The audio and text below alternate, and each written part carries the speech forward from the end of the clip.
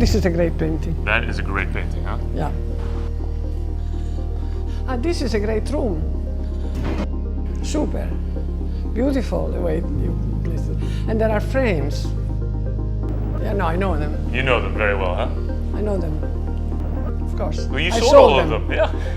Why do you think Basquiat was and remains so impactful and relevant and popular? Because it was a different type of art that happened in 1980.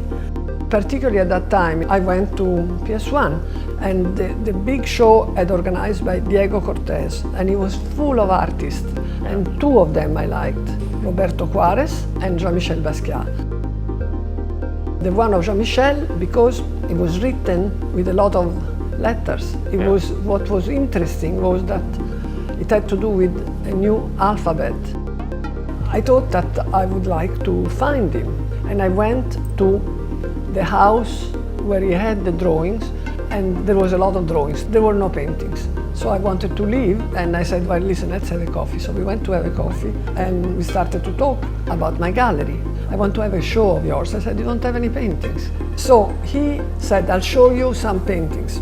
And Jean-Michel brought an enormous amount of paintings that he did in my basement, and it was fabulous. And they were very different than the one that I'd seen in PS1. Yeah.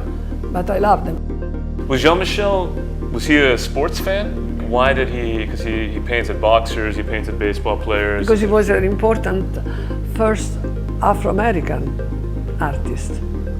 Wasn't Jackie Robinson the first? That's why I think that's why he did the crown, like the king of that. So you have this public address show, which sells, and you sell all of Jean-Michel's paintings.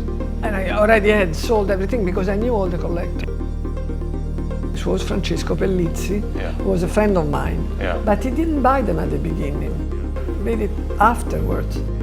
And he even wrote for him in some catalogs. And he liked the paintings very much. He bought these from you. He bought this one in 1983. He bought this one in 1983, and I think he bought this in 1984.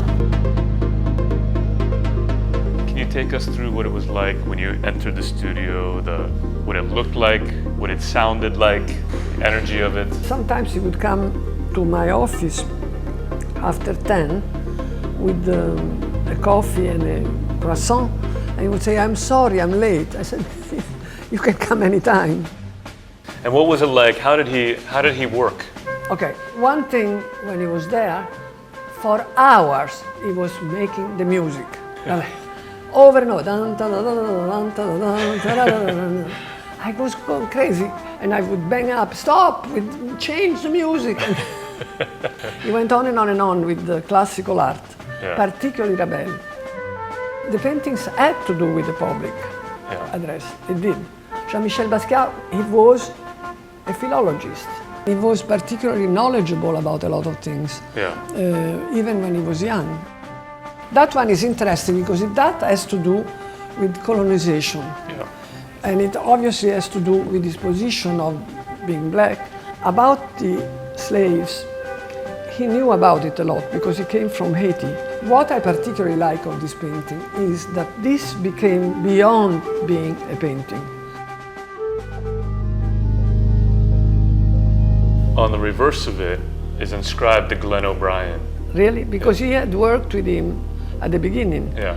Was one of the first ones that brought him to the TV. Yeah. And he had cut all his hair. He was just doing his own thing. Whatever he did was his ideas. Yeah. The color, like in this one, was his own sense of the color. That came from him, from him. From where? From nobody else, him.